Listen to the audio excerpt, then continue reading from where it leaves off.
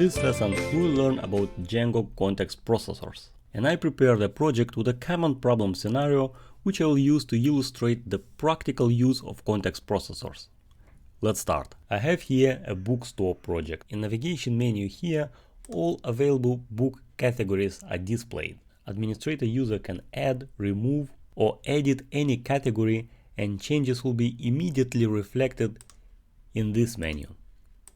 Let me show that. So for example, if I add a category programming and category marketing, in this side you see marketing and programming appeared. This dynamic categories menu is the central theme of this project. Its implementation is pretty simple. I have here a Bootstrap navigation menu with a drop down where I iterate through all categories models in the project and just display them. And as you can guess, in index view I pass all categories models as context. The problem is that whenever I try to access a different view, let's say this privacy policy view, the categories won't be displayed anymore. Same thing for the login view. And the reason for this is very simple. I did not pass categories as context. To fix this issue for privacy view, I just need to add categories as context.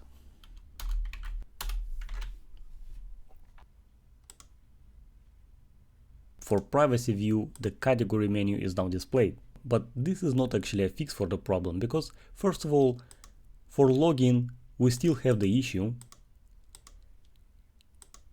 and I need to add the categories here as well. What makes this problem somehow worse is that I may use third-party Django app for login, logout, for example, which means I won't even have access to this logging view.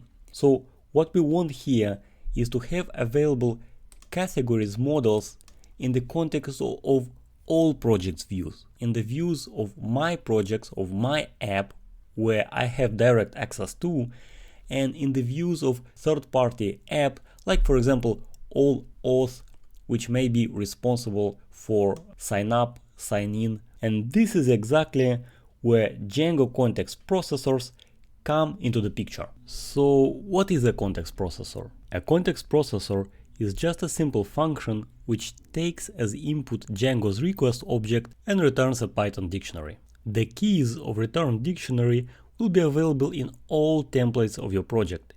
In other words, Django context processors extend context of all views in your project. Please don't confuse context processors with Django middleware, which is different kind of beast. Middleware takes as input Django request object as well, but the purpose of middleware is totally different. Django's middleware is concerned mostly with request response cycle. We will have a look at Django middleware in different lesson. And now that we learned what are context processors and what they are good for, let's apply this knowledge. Context processors can live in any part of your project. Let's create a module called context processors in Land app.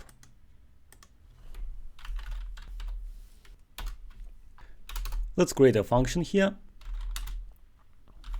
And as we learn in the theory, this function will return a dictionary. And actually what I will do, I will copy these categories from here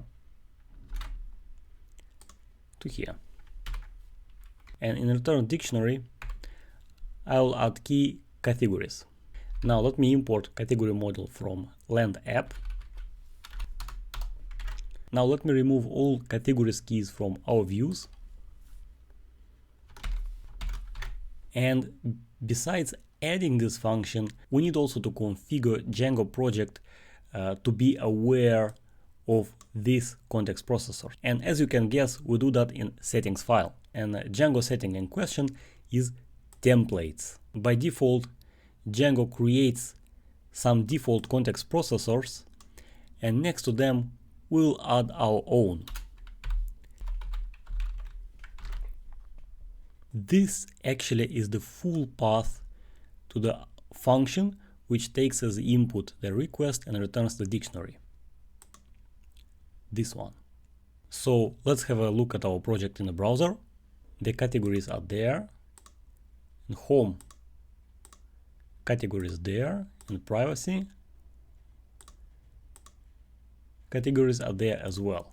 And categories objects are available in all templates, in all context of our views, even if I don't specify them here. Instead, categories are populated in this context processor. I hope you enjoyed this lesson. Thanks for watching.